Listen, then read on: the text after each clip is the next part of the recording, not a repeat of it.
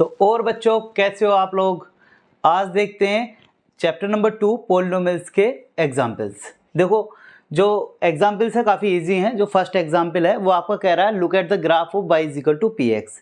जो y is equal to p x का एक ग्राफ दे रखा है यहाँ पे। जो पी एक्स जो है वहाँ पे एक पॉलिनोमियल है, यानी कि किसी पॉलिनोमियल का एक ग्राफ बनना है यहाँ पे। और ये कह रहा है इन ग्राफ्स के number of zeros find out करने हैं यहाँ पर। ठीक है, इस टाइप का क्वेश्चन 2.1 की जो एक्सरसाइज है सिमिलर ही क्वेश्चन है, बहुत सिंपल होता है इनका एग्जाम आंसर। कि जो भी मुझे ग्राफ दे रखा होता है वो ग्राफ एक्स एक्सिस को जितनी जगह कट कर रहा है या टच कर रहा है उसके उतने ही जीरोज होते हैं। किसी ग्राफ के नंबर ऑफ जीरोज उतने ही होते हैं जितनी जगह वो एक्स एक्सिस को कट कर रहा है या टच कर रहा है ग्राफ। देखो अगर आप देखते हैं ये फर्स्ट वाला ग्राफ, तो ये एक्स एक्सिस को कितनी जगह कट कर रहा है। देखो एक्स एक्सिस है ये वाली वाई एक्सिस है, तो एक्स एक्सिस को कितनी जगह टच कर रहा है, कट कर रहा है 1 प्लेस पे। तो इसके नंबर ऑफ जीरोज जो हो जाएंगे हमारे पास वो आ जाएंगे 1।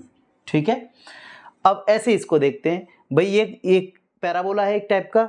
तो पैराबोला जो है ये दो जगह पे टच कर रहा है। एक्स एक्सिस को देखो कट कर रहा है, एक यहाँ पे और एक यहाँ पे। एक्स एक्सिस को ग्राफ जितनी जगह कट कर रहा है उसके उतने ही नंबर ऑफ जीरोज होते हैं। तो नंबर ऑफ जीरोज आ गए इसके 2। अब हम बात करते हैं इस वाले ग्राफ की।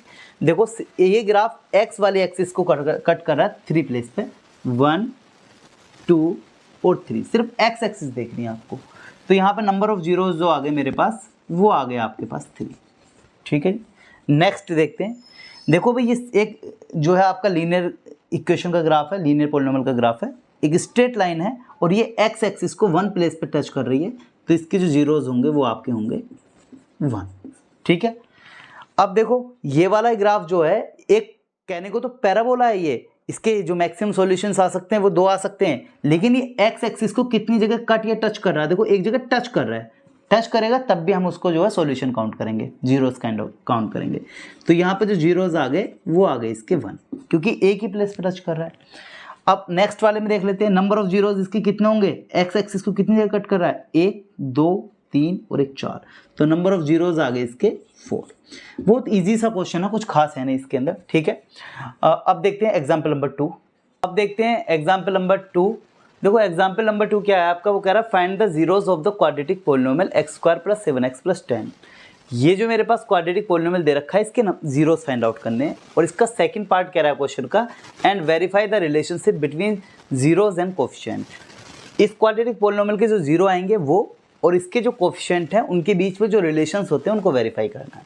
देखो ये बिल्कुल सिमिलर क्वेश्चन है जो क्वेश्चन एक्सरसाइज 2.2 का फर्स्ट क्वेश्चन है, बिल्कुल सिमिलर क्वेश्चन है। देखो हम क्या कह रहा है, वो हमसे पहले पार्ट में कह रहा है फाइंड द जीरोस। जीरोस का मतलब मैंने आपको बताया इससे पहली वाली वीडियोस में भी कि जो भी कोई क्वाड्रेटिक पॉलिनोमियल है उसमें एक्स की वैल्यू या उसका सॉल्यूशन कह लो या जीरोस कह लो, ये तीनों एक ही बात होती हैं। अगर आपसे कह रहा है जीरोस फाइंड आउट करो तब भी हमें एक्स की वैल्यू निकालनी है, तभी हमें सॉल्यूशन ही निकालना है उसका। ठीक है, सॉल्यूशन बोले तब भी एक्स की वैल्यू निकालनी है। तो कुल मिलाकर के इसकी एक्स की वैल्यू निकालनी है। क्वाड्रेटिक पॉलिनोमियल आपको दे रखा है x² + 7x + 10। लेकिन एक कंडीशन होती है जीरोस में कि x की वैल्यू कब निकालनी है, जब इस क्वाड्रेटिक पॉलिनोमियल की वैल्यू 0 हो। तो सबसे पहले इस वैल्यू को, ये जो क्वाड्रेटिक पॉलिनोमियल दे रखा है, इसे 0 के बराबर रखोगे और x की वैल्यू निकाल दोगे, बस इसी को बोलते हैं जीरोस। तो अगर आपको बिल्कुल सिंपल शब्दों में समझना है, जब जीरोस आपसे फाइंड आउट करने के लिए बोला जाए उसे 0 के इक्वल रखो पॉलिनोमियल को और x की वैल्यू फाइंड आउट कर दो। तो देखो ये क्वाड्रेटिक पॉलिनोमियल है, इसके फैक्टर हो जाएंगे। जब फैक्टर हो जाते हैं तो x की वैल्यू हमें अलग अलग फाइंड आउट हो जाती है। तो देखो फैक्टर कैसे करते हैं, जो x² के साथ वाली टर्म है, देखो यहाँ पे क्या है 1, जहाँ पे कुछ नहीं होता है वहाँ पे 1 होता है।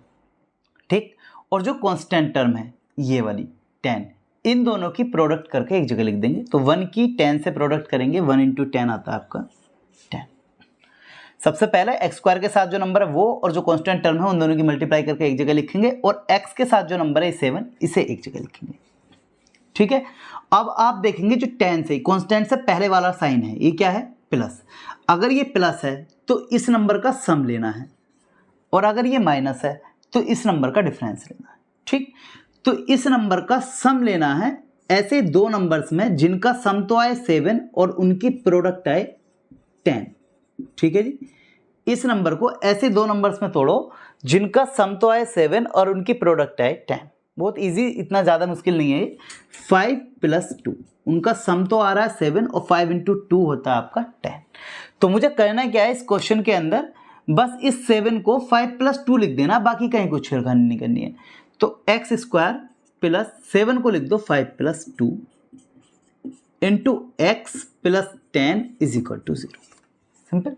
अब जो ये ब्रैकेट खोल देंगे, x² + 5 की x से मल्टीप्लाई 5x + 2 की x से मल्टीप्लाई 2x + 10 = 0।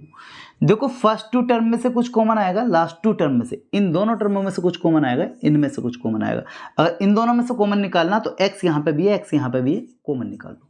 ठीक है, आप देख रहे हो इधर 5 है लेकिन इधर ऐसा कुछ नहीं है, तो और कोई चीज़ कॉमन नहीं आएगी। तो देखो 2x में से 1x बाहर आ गया, 1x यहाँ पे रह गया, प्लस ये वाला x तो हमने बाहर ले लिया, यहाँ पे क्या रह गया 5।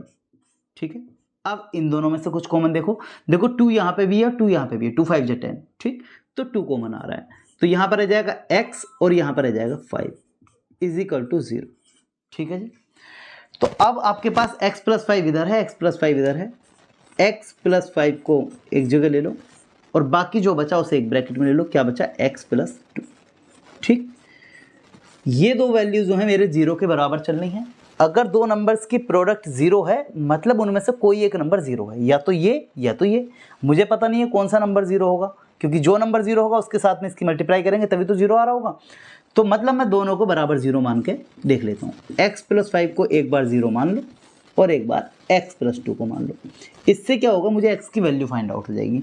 देखो x + 5 है, उधर पहुँच जाएगा माइनस का, क्योंकि प्लस वाला नंबर दूसरी तरफ माइनस में पहुँच जाता है। ऐसे ही 2 प्लस का है, उधर पहुँच जाएगा माइनस का। ये आ गई आपकी x की वैल्यू, और मैंने आपसे कहा है जो x की वैल्यूज़ होता है वही तो जीरोज़ होता है। ठीक है, तो इसने पहला पार्ट आपसे पूछा था जीरोज़ बताना, तो हमने जो भी क्वाड्रेटिक पॉलिनोमियल दे रखा था उसके फैक्टर करके x की वैल्यू निकाल दी, और यही है इसके जीरोज़। तो अगर सिर्फ इतना पूछता तो आपका आंसर आ जाता, लेकिन इसने एक सेकेंड पार्ट पूछा है। चलो उसके बारे में देखते हैं क्या कह रहा है। फर्स्ट पार्ट का आंसर तो आ गया, जीरोज़ आ गए इसके, -5 और -2। ठीक, अब इसका सेकंड पार्ट देखते हैं। वो कह रहा है कि अगर कोई क्वाड्रेटिक पॉलिनोमियल है उसके जीरो और कोफिशिएंट के बीच में जो रिलेशन होता है उनको वेरीफाई करो। देखो इनके बीच में क्या रिलेशन होता है। मेरे पास जो क्वाड्रेटिक पॉलिनोमियल होती है उसकी स्टैंडर्ड फॉर्म होती है ax² + bx + c। ठीक है जी, यहाँ पे ये कांस्टेंट है, कोफिशिएंट है, a और b और c कांस्टेंट है। ठीक, तो a b और c अगर मेरे पास हैं और x जो होता है वो आपके पास जीरोज़ हैं, तो मैं आपको थोड़ी देर के लिए मान लेता हूँ। देखो जो जीरोज़ हैं उनको थोड़ी देर के लिए मान लेता हूँ मैं अल्फ़ा और बीटा, क्योंकि भाई इसके 2 जीरो आएंगे, 2 सॉल्यूशन आएंगे, 2 पावर है, तो एक मान लेता हूँ मैं अल्फ़ा और दूसरा मान लेता हूँ बीटा। और जो इसके कांस्टेंट टर्म है, ये कोफिशिएंट है, इनको है a b c। a b आपका कोफिशिएंट है और c आपका कांस्टेंट है। ठीक है, इनके बीच में क्या रिलेशन होता है, तो बहुत सिंपल सा रिलेशन है। रिलेशन होता है आपका अल्फा + बीटा = -b/a, यानी कि जो सम ऑफ जीरोज़ है वो बराबर होता है -b/a के, या कहें जो x की प्रोडक्ट में कोफिशिएंट है उसका -x² का कोफिशिएंट। ठीक, एक तो फॉर्मूला आपके पास ये होता है और दूसरा फॉर्मूला हमारे पास होता है अल्फा × बीटा = c/a, जहां पे अल्फा और बीटा आपके जीरोज़ हैं। जीरोज़ की जो प्रोडक्ट होती है वो कांस्टेंट टर्म अपॉन x² के साथ में जो कोफिशिएंट है उसकी डिवाइड के इक्वल होती है। तो बेसिकली अगर आप ज़्यादा ना समझना चाहें तो इतना समझ सकते हैं कि जो कोई क्वाड्रेटिक पॉलिनोमियल है उसके जीरो और कोफिशिएंट के बीच में ये दो रिलेशन है। क्या क्या, alpha + beta = -b/a, alpha beta = c/a। इन दोनों रिलेशंस को मुझे वेरीफाई करके दिखाना है। ठीक, तो देखो आओ अपने क्वेश्चन पर वापस आते हैं। देखो क्वेश्चन मेरे पास है ये x² + 7x + 10, x² + 7x + 10, ये क्वेश्चन है। और इसे सबसे पहले मैं कंपैरिजन करूंगा स्टैंडर्ड फॉर्म से और a b c find out करूंगा। स्टैंडर्ड फॉर्म होती है मेरे पास ax² + bx + c। On comparison अगर हम देखते हैं, अगर मैं कंपैरिजन करके देखता हूं तो आप देखेंगे x² के साथ में यहाँ पे a है, x² के साथ में यहाँ पे 1 है, जहाँ पे कुछ नहीं होता वहाँ 1 होता है, तो a आ गया 1। x के साथ में यहाँ पे b है, x के साथ में यहाँ पे 7 है, तो b आ गया आपका 7। और सी कांस्टेंट टर्म है, यहाँ पर कांस्टेंट टर्म है 10, तो सी आ गया 10। तो ए बी सी मैंने कंपैरिजन करके निकाल दिया जो मेरे पास क्वाड्रेटिक पॉलिनोमियल दे रखी थी उससे। ठीक, ए बी सी आ गया और दो जीरोस आपने ऑलरेडी भी फाइंड आउट किए इस क्वेश्चन के अंदर। तो वो जीरोस कौन से हैं? अल्फा और बीटा। इसको एक को मैं अल्फा मान लेता हूँ और दूसरे को मैं बीटा मान लेता हूँ। तो अल्फा हो गया आपका -5 और बीटा हो गया आपका -2। ठीक है, तो अगर मुझे इतना डाटा पता है तो मैं इनके बीच का रिलेशन वेरीफाई कर दूंगा। क्या क्या रिलेशन था? Alpha plus beta is equal to -b/a और alpha into beta is equal to c/a। ठीक है, तो अल्फा प्लस बीटा होता है -b/a, अल्फा बीटा होता है आपका c/a। अल्फा कितना दे रखा है आपका? -5, बीटा कितना दे रखा है आपका? -2, माइनस लग रहा है इसे लगाएंगे, और b कितना दे रखा है? 7/, में a कितना दे रखा है? 1। ठीक है जी, 5 माइनस का 5 और प्लस माइनस होता है -2 इज इक्वल टू -7। 1 से डिवाइड करो कोई फर्क नहीं पड़ता, 7 में से 2 दोनों ऐड हो जाएंगे क्योंकि सेम साइन है, तो माइनस का 7 इज इक्वल टू -7। ठीक है, और इसने हमसे यही बोला था कि इस रिलेशन को वेरीफाई करके दिखाओ। वेरीफाई का मतलब है कि इस रिलेशन में दो पार्ट से, एक लेफ्ट और एक राइट, और दोनों इक्वल आने चाहिए। तो left hand side is equal to है आपका राइट हैंड साइड के। ठीक है, इसका सेकंड पार्ट वेरीफाई कर लेते हैं। अल्फा की वैल्यू है -5 और बीटा की वैल्यू है -2, सी की वैल्यू है आपके पास 10 और ए की वैल्यू है मेरे पास 1।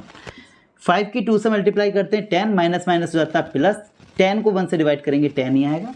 तो इसकी भी आपकी लेफ्ट हैंड साइड जो है वो राइट हैंड साइड के इक्वल आ रही है। तो देखो इस क्वेश्चन में आपको दो पार्ट थे, पहले में जीरोस फाइंड आउट करने थे और दूसरे में रिलेशंस को वेरीफाई करना था। ठीक, तो ये था आपका एग्जाम्पल नंबर